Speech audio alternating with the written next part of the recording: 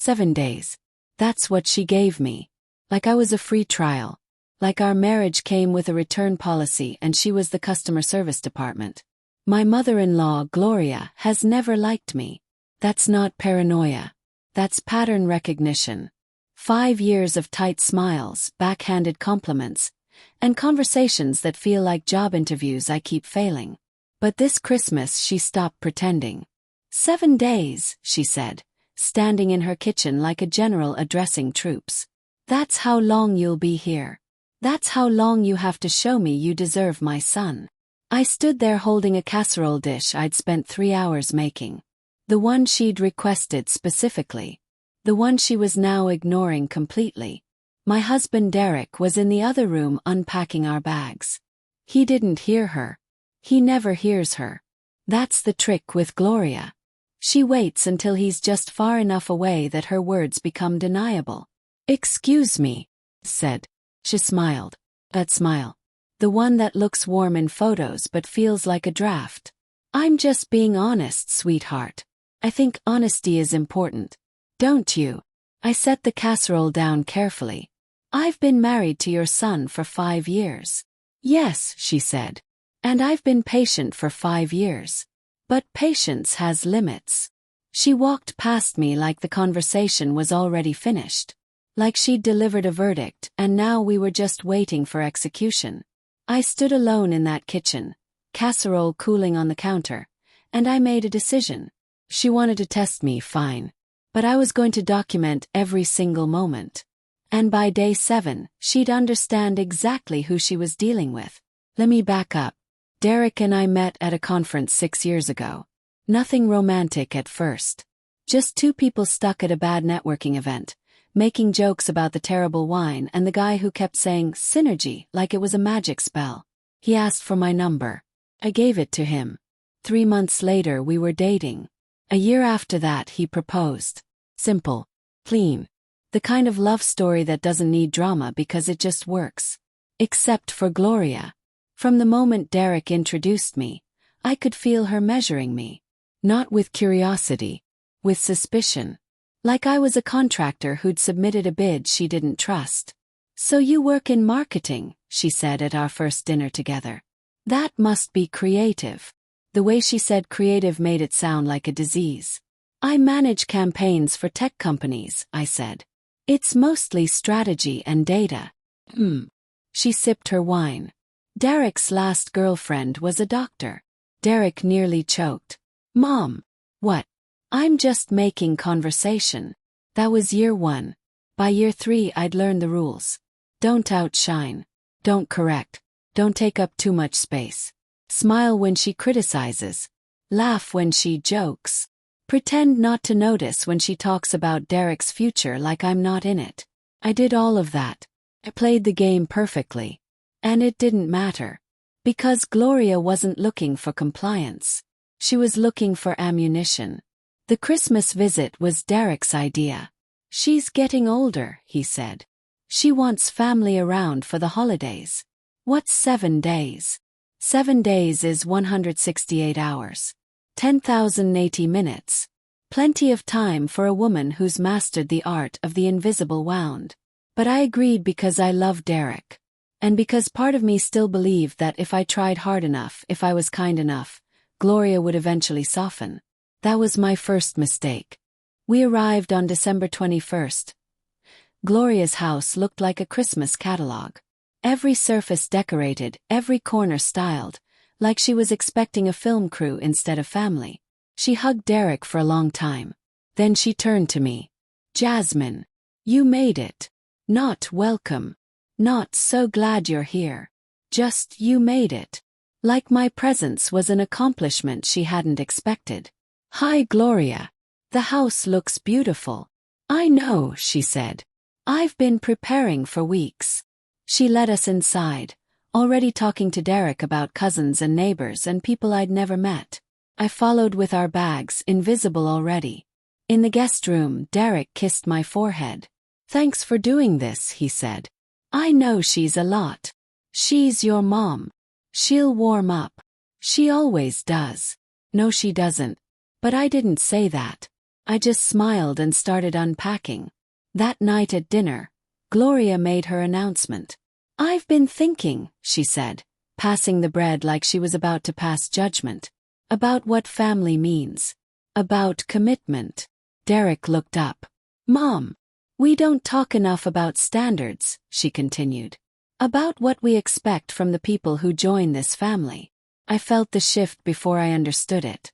The air in the room getting tighter. "I've decided," Gloria said, looking directly at me now, "that this week is an opportunity for all of us to see where we stand." "What does that mean?" Derek asked. Gloria smiled at him. Motherly. The version of her he always sees. "It means I want to get to know Jasmine better.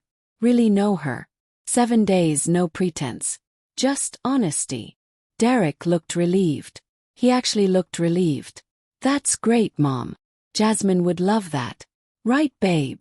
I nodded slowly because what else could I do? "Of course," I said. "I'd love that." Gloria's smile widened. "Wonderful. Then we understand each other." We absolutely did not understand each other. But I understood her. And that was enough. Day 1 started before breakfast. I woke up early to help in the kitchen because that's what good daughters-in-law do. Gloria was already there, moving through the space like she owned it. Which she did. But also like she owned the air in it. "You're up," she said. "Not good morning. Thought I'd help with breakfast." She looked at the pan in my hand like I'd picked up a weapon. "I have a system," she said. "It's easier if I just do it myself. I can follow instructions." "Can you?" That question hung there. Not about breakfast at all. I set the pan down. "What would you like me to do instead?" She gestured vaguely toward the dining room. "Set the table. Forks on the left. Derek likes his coffee in the blue mug. Not the green one. The green one was his father's. I didn't know any of that. 5 years married and I didn't know about the blue mug. Because Derek never mentioned it. Because maybe it wasn't true. I set the table anyway. Forks on the left. Blue mug in place. When Derek came down, Gloria was all warmth. "Good morning, sweetheart. I made your favorite." He kissed her cheek. "Thanks, Mom." He didn't notice the blue mug. Didn't comment on it. Because to him it was just a mug. But Gloria watched me watching him. And she smiled like she'd scored a point. By day 2 I'd started keeping notes on my phone. Not dramatic documentation. Just timestamps and quotes. The kind of record that looks paranoid until it becomes necessary. 8:47 a.m. Gloria tells Derek I seem tired, and suggests I rest more. Derek asks if I'm feeling okay. 11:15 a.m. Gloria mentions Derek's ex again. "Remember how she used to make that pie? What was her name?" "Oh, Lauren. Such a sweet girl." 2:30 p.m. Gloria asks if I've considered what I'm contributing to the family. When I ask what she means, she says, "Just thinking out loud." 6 p.m. Gloria tells family friends at dinner that I'm still figuring out my career. I've had the same job for 4 years. Small cuts. Nothing that bleeds, obviously. But by the end of day 2, I could feel myself shrinking. Second-guessing. Wondering if maybe I was the problem. That's how it works. Death by 1,000 polite wounds. That night, Derek found me sitting on the guest bed, staring at nothing. "You okay?" he asked. "Fine. You seem quiet." "Just tired." He sat next to me. "Mom said you might be overwhelmed. She's worried about you." There it was. The redirect. I wasn't upset because Gloria was cruel. I was overwhelmed. Fragile. The problem was in my head, not her behavior. "She said that." "Yeah. She wants you to feel comfortable." I looked at him. My husband of 5 years. The man I loved. The man who couldn't see what was happening right in front of him. Did she say anything else? He hesitated. Just a fraction of a second. "Like what?" "Anything about me. About us." He smiled. "She's just protective. You know how moms are." I didn't push. Not yet. I just filed the moment away. Another data point in a growing collection. Day 3 brought clarity. The kind that hurts. Gloria had left her phone on the kitchen counter while she took a call in the other room. I wasn't planning to look. I don't snoop. I don't go through people's things. But the screen lit up with a message. And the preview was enough. How's Operation Wake Up going? Is he seeing it yet? I didn't recognize the number. But I recognized the language. Operation Wake Up. My heart did something strange. Not racing. Slowing. Like my body was preparing for impact. I heard Gloria wrapping up her call in the other room. I stepped away from the phone. Went back to chopping vegetables like nothing happened. But something had happened. Something had shifted. Operation Wake Up. Someone else knew about this. Someone was helping her. This wasn't just a difficult mother-in-law. This was a campaign. For the rest of the day, I watched differently. Not defensively. Strategically. I noticed how Gloria timed her comments. Always when Derek was almost out of earshot. Always phrased as concern. She seems stressed, doesn't she? I worry she doesn't appreciate what she has. Some women just aren't built for family life. Each comment planted a seed. Each seed designed to grow into doubt. By dinner, Derek was looking at me differently. Not with love. With evaluation. You've been distant, he said quietly while Gloria was in the kitchen. I've been thinking. About what? About how much your mother loves you. He smiled like I'd said something sweet. He had no idea I meant it as an observation, not a compliment. Therefore, found the text. Not through snooping. Through accident. Or maybe fate has a sense of humor. Derek was in the shower. His phone buzzed on the nightstand. I glanced at it automatically, expecting a work email or a sports update. Instead I saw Gloria's name. And a preview that made my stomach drop. Have you talked to her yet about the timeline? The sooner the better. Timeline. Picked up the phone. My hands weren't shaking. They should have been. But something about finally seeing proof made me steady. I scrolled up. The messages went back months. Not just days. Months. Gloria asking Derek if he was happy. Gloria suggesting he deserved better. Gloria sending articles about divorce rates and starter marriages. Gloria recommending a lawyer. A specific lawyer. Name. And Derek's responses. Not defending me. Not pushing back. Just I know, Mom, and you might be right, and I'm thinking about it. I'm thinking about it. My husband was thinking about leaving me. Had been thinking about it for months. And I was the last to know. I put the phone down exactly where I found it. Sat on the edge of the bed. Breathed. The shower turned off. Derek came out in a towel, rubbing his hair dry. You okay? He asked. Perfect, I said. Just thinking about how much I'm enjoying this trip. He smiled. See. I told you Mom would warm up. Smiled back. You were right. I wasn't going to confront him. Not yet. Not privately. Not where Gloria could spin it into another story about my instability. If they wanted a performance, I'd give them one. But I'd choose the stage. Day 5 was preparation. I excused myself for a headache and spent the afternoon in the guest room. But I wasn't resting.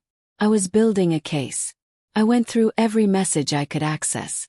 Every email. Every calendar entry. The months of quiet manipulation suddenly visible. Gloria had been strategic.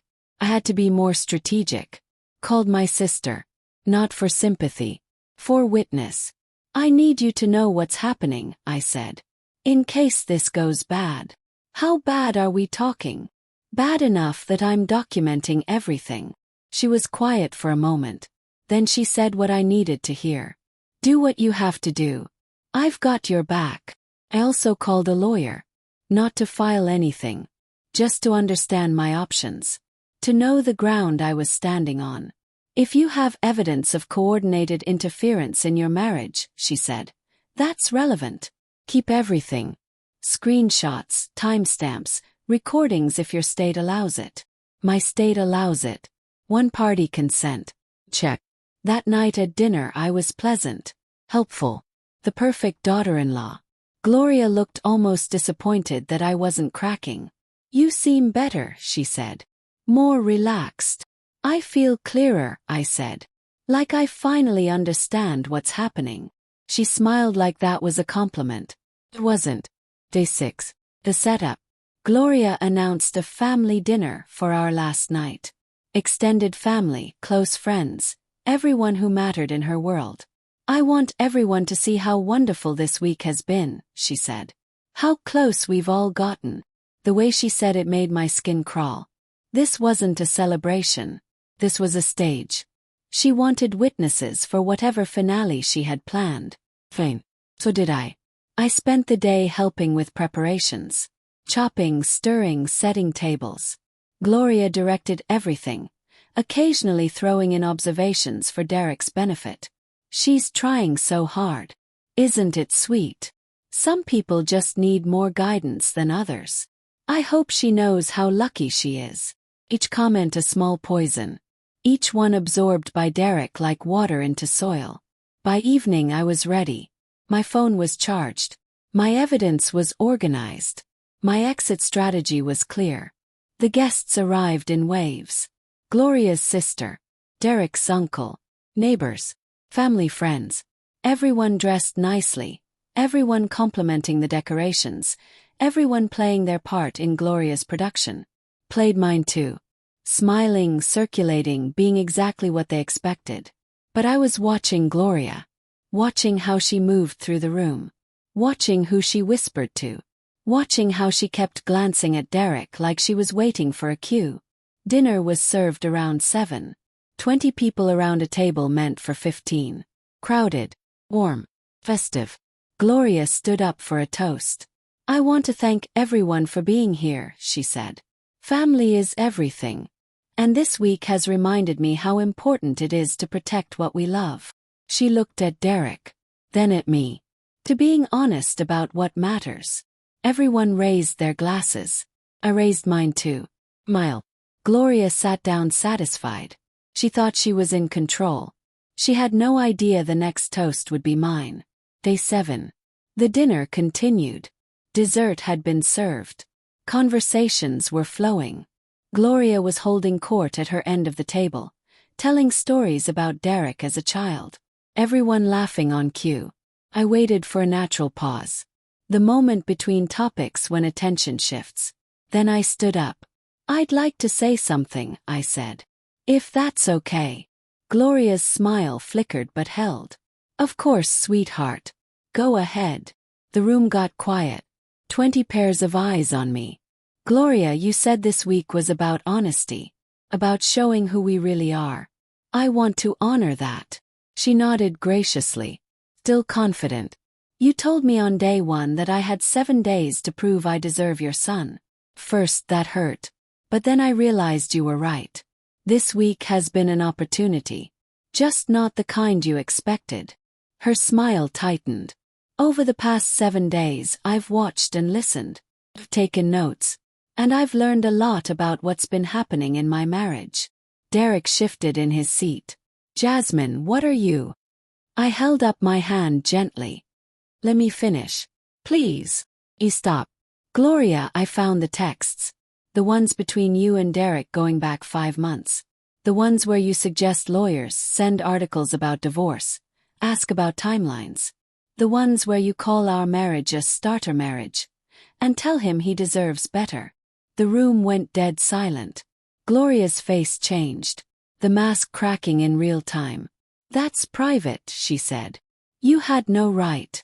I had every right. I'm his wife. And you've been actively trying to end my marriage for months. Derek looked pale. Jasmine, I can explain. I'm sure you can. But I'm not finished. I turned back to the room. To the witnesses Gloria had so helpfully assembled. I also found out about Operation Wake Up. That's what you called it, right, Gloria? Your little campaign to make Derek see me clearly. To wake him up to what a disappointment I am. Her sister shifted uncomfortably. Someone coughed. For 5 years, I thought I wasn't good enough. I thought I kept failing some test I didn't understand. But the test was rigged from the start. You never wanted me to pass. You wanted evidence against me. Gloria stood up. This is inappropriate. You're embarrassing yourself. No, I said calmly. I'm finally being honest. Like you wanted. I looked at Derek. My husband. The man I'd loved. The man who'd been considering leaving me while smiling in my face. You had a choice, I said to him. You could have defended me. You could have told her to stop. Instead you said, you might be right. And, I'm thinking about it. You let her poison our marriage drop by drop. His mouth opened. Nothing came out. I'm not going to beg you to choose me. I'm not going to fight for someone who was already halfway out the door. But I am going to walk out of this house with my dignity. And everyone here is going to know exactly why. Picked up my glass. Raised it. To honesty, I said. And to finally seeing clearly. Took a sip. Set the glass down. Walked toward the door. Behind me chaos. Gloria's voice rising. Derek calling my name. Guests murmuring. I didn't look back. The hotel that night was quiet. Just me and a suitcase I'd packed that morning. Just in case. My phone exploded with messages. Derek begging to talk. Gloria claiming I'd misunderstood. His uncle asking if I was okay. I responded to none of them. The next morning I flew home. Home. Mine now, technically. I'd paid half the mortgage for 4 years. My lawyer confirmed I had rights. Derek came back 2 days later. Apologetic. Tearful. Full of explanations that explained nothing. She got in my head, he said. She made everything seem different than it was. And you let her. I know. I'm sorry. Sorry isn't enough. He looked at me like he was seeing me for the first time. Maybe he was. What do you want? He asked. I want to know if you ever chose me. Even once. Or if I was always on probation. He couldn't answer. That was answer enough. The divorce was finalized 4 months later. Not dramatic. Not bitter. Just 2 people recognizing that one of them had never fully committed and the other was done accepting less. He kept the apartment. He kept his mother. Gloria never apologized. I didn't expect her to. People like Gloria don't apologize. They reframe. They redirect. They find new villains for old stories. Last I heard, she tells people I was unstable and couldn't handle family closeness. That I turned Derek against her. The revision was predictable. But the people who were at that dinner remember. 20 witnesses to the truth. 20 people who saw the mask slip. That's the thing about public exposure. You can't spin it for everyone. Some people will always remember what they saw with their own eyes. Sometimes I think about those 7 days. Not with anger anymore. With something closer to gratitude. Because Gloria was right about one thing. That week was an opportunity. A chance to finally see what had been hiding in plain sight for years. I walked into that house hoping to earn approval I'd never get. I walked out knowing my own worth didn't depend on her verdict. She gave me 7 days to prove I deserved her son. Instead, I proved I deserved better than both of them. If this story hit you somewhere real, leave a comment. Tell me about the test you didn't know you were taking. And subscribe so you don't miss what comes next.